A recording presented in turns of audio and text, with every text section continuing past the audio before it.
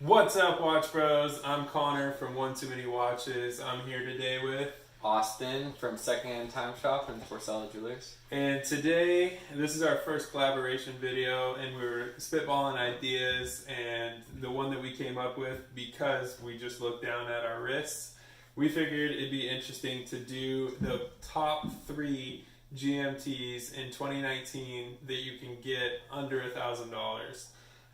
Most of these on the list, we were kind of factoring in the price for pre-owned, because we always suggest you buy pre-owned. Don't buy retail, don't take the hit. It's just better to buy pre-owned, eBay, gray market, a reputable seller like Porcella Jewelers or Secondhand Time Shop. Yeah. So I was going to say, especially with these watches, you definitely want to buy them pre-owned because the retail prices are crazy high and they're selling on eBay for like 50-60% less at least. Yeah. Alrighty, so let's get right into it. I'm going to kick it off with the first watch. So the first watch I'm going to talk about today is the one on my wrist. It is my Jean Richard Terrascope GMT. So this is a Swiss-made GMT watch. The price, this is why we say don't pay retail. Retail price on this watch is up there about $3,500. That's insane. If you're going to pay $3,500 for a GMT, you might as well keep saving for the Tudor Black Bay GMT. Mm-hmm. That's my favorite GMT out there right now. Very debatable. He likes the Rolex GMT, the Pepsi bezel. Definitely. I think that Pepsi bezel is disgusting. It's pink and a weird blue. Whatever. That's a story for another video. But anyway, so the Terrascope GMT, although the retail is at $3,500, you can easily find this on eBay from anywhere as low as $500. I've seen them go up to a little bit over $1,000, but you're gonna fall somewhere maybe like the $800 to $1,000 on this watch. It's got a Swiss-made GMT movement. I believe it's a Sellita base, even though Jean Richard, companies like to give their movements, a special name. Really, it's a Sellita GMT movement, which is a decent movement. It's not an ETA, it's kind of an ETA clone, but it's still going to be a reliable and serviceable movement. It's got a display back, so if you're new to watches and entry-level luxury, it's nice to see the movement. You can see the rotor spinning. You get an idea of what's going on back there. This watch, it is on the bigger side. Definitely on the bigger side. It's got a kind of Panerai-esque cushion case to it. It's 44 millimeters, so I'm not going to say it's for everyone. It's probably better for the bigger guys like me. Bigger wrist, 44 millimeters. And another thing that kind of goes against it, your strap choices are going to be limited at 26 millimeters. It's tough to find straps for this watch. I've got a few off of eBay and Amazon. You can find them. It's just not the wide range that you would have with other straps. Straps might not be the biggest thing to some guys. To me, I like to switch out my straps constantly because it gives me the feeling of a new watch every time I put a new strap on. Water resistance on this is actually pretty good for GMTs. GMTs aren't always focused towards water resistant because they're kind of like a pilot's watch, a travel watch. You're not necessarily going swimming with this like a dive watch, but this does come in at 100 meters water resistant, so you do have that peace of mind. You want to jump in the pool, go for it, wash your hands, do what you need to do.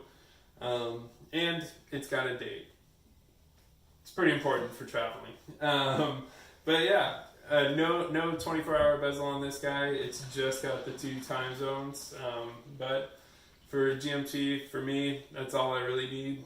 This is my top choice, the Jean Richard Terrascope GMT. One thing I'd also add about that watch, for a watch under $1,000, the finishing is really beautiful on it. When you get it new. Yeah, when you get it new. Mine is very beat. I'll put some pictures up of it, but go ahead. Yeah, and I also love how easy it is to read. I love the hands on that. I definitely recommend the watch if you got a bigger wrist size. What I'm going to talk about now is the one I'm wearing, which is actually a German-made watch, and it's the Tudema FX UTC GMT. and it has an ETA 2893 movement, and it's about 39 millimeters in case size, so it can be worn very universally. Connor could wear this watch at 39. Pretty much anyone could wear this watch. It's got 20 millimeter lugs, so you can pretty much get any strap you want for it. Yeah. It comes on a bracelet. I don't particularly like the bracelet on it, but the bracelet's really heavy. It's got a good feel to it. But I love wearing it. I have a green rubber strap on it right now. I've worn it on a couple black rubber straps. I like the military feel the watch has, even though it is a GMT, which is typically a pilot's watch. It's got a big crown, which kind of has a reminiscence of the IWC, the Mark series, which I really like. It's a 42-hour power reserve movement, and it has a display back as well, which is great for people getting into watches in the beginning stages, and you can see what's going on with it. It has a 24-hour bi-directional bezel, which is very useful for a GMT. 3 time zones. Yes, if three you time want, zones. if you don't know, if you're new to watches, you're new to GMTs, maybe you're buying your first one. When you have the 24-hour bezel, it actually gives you the ability to track a 3rd time zone. So you have your standard with the 2 hands, your second with the GMT hand, and then with the bezel, you can use that to track a 3rd. Yep, and then this watch also has 100 meters water resistance as well, so it's great. Swim with it, whatever you need to do, get it wet when you're washing your hands, wear it out in the rain. One thing I really like about this watch too is it's all brush finish, so it's a great beater watch. You can scratch it up and it'll look the same.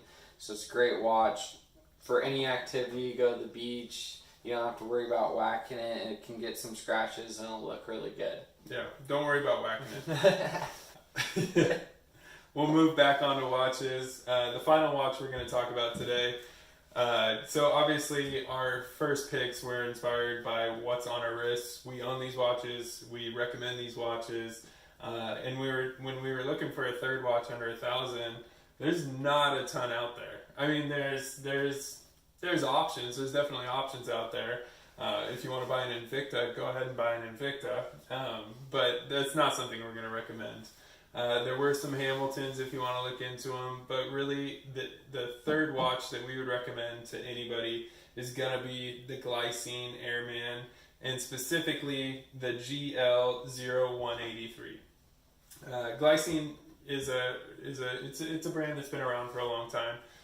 I can add, this is a prehistorical company actually. They had a lot of military influence back in the 60s and 70s, so they have some pretty cool vintage pieces as well, and now they've kind of come back in recent years, and now you can talk about this watch. Yeah, I mean, so Glycine coming back in the past couple of years, it is a little controversial because I don't know if you knew this. Do you know who owns Glycine? I do not. Invicta. Oh. So that's something that might give you a little reservation. I can tell you that even though some of the Invicta DNA has worked its way into the brand, you know, some bigger watches, some kind of colorful watches, they're still true to what they should be, especially with their historical designs, like the Airman, and especially this Airman. This Airman has that vintage aesthetic that it had when it was in its glory days, back when they came up with it. But yeah, so this watch is going to come in actually at a steal, brand new, which, like we said earlier, we don't always recommend picking up brand new, but brand new, you can pick this watch up for about $600. Gray market. Yeah.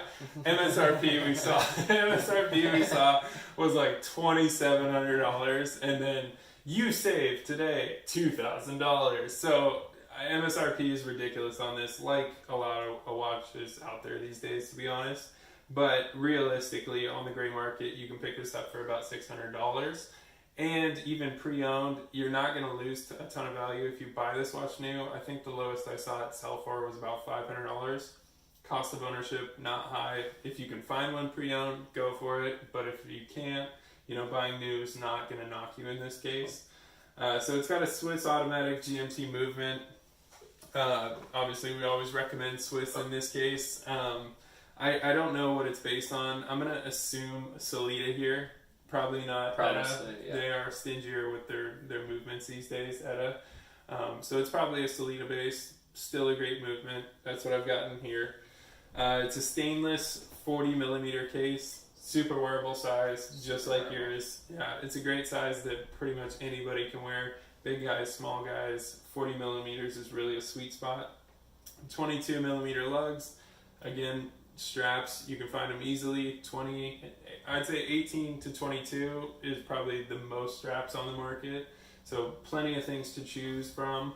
But I will say the strap that this comes on actually looks great. It's that brown kind of tanned leather. I like the strap that it comes on, but you can search for more if you'd like. It's got a 24-hour bezel, so again you can track that to third time zone. One of the things that drew me to this watch was the dial. It's got a dark gray dial that really pops. It's kind of a sunburst finish, and it has blued hands. Something I didn't mention on this. This kind of has blued hands as well. It's probably a faux blue. They're not actually bluing these hands with heat. It's like a painted, I believe, but they look great. Now the main knock on this watch I'll give, and I don't even think you know this. I don't think I told you this yet. 10 meters water resistant. Don't wash your hands. Don't swim. Just be super careful with this one. It is a GMT though. It's not a dive watch, so you wouldn't be buying this watch to necessarily go swimming with. It would be used as like a travel type piece. So it is still very usable and very wearable for those type of things. Yeah, I mean it's not the main purpose of the watch, but it is nice to have that water resistance sometimes. But again, with GMT, not a big factor. I wouldn't let that turn you away from this watch. Alrighty, so there it is. That is our list of the top 3 GMTs under $1,000. Let us know what you guys think. If we missed something, please recommend it below in the comments. If you like this video, please give us a like. That helps us out a lot. Also, please subscribe. Please subscribe. Yep. Subscribe. We're going to be doing a lot more videos together. Eventually, you're going to see a lot of really nice stuff out of his shop. But follow Secondhand Time Shop on Instagram. Follow Porcello Jewelers on Instagram. I'm always posting new content. And yeah. Yep. And don't forget to follow One Too Many Watches on Instagram. There you go. I'm trying to beat Secondhand Time Shop. I think I'm right about there. So please give me a boost. But yeah, I hope you guys enjoyed. And we'll see you in the next one.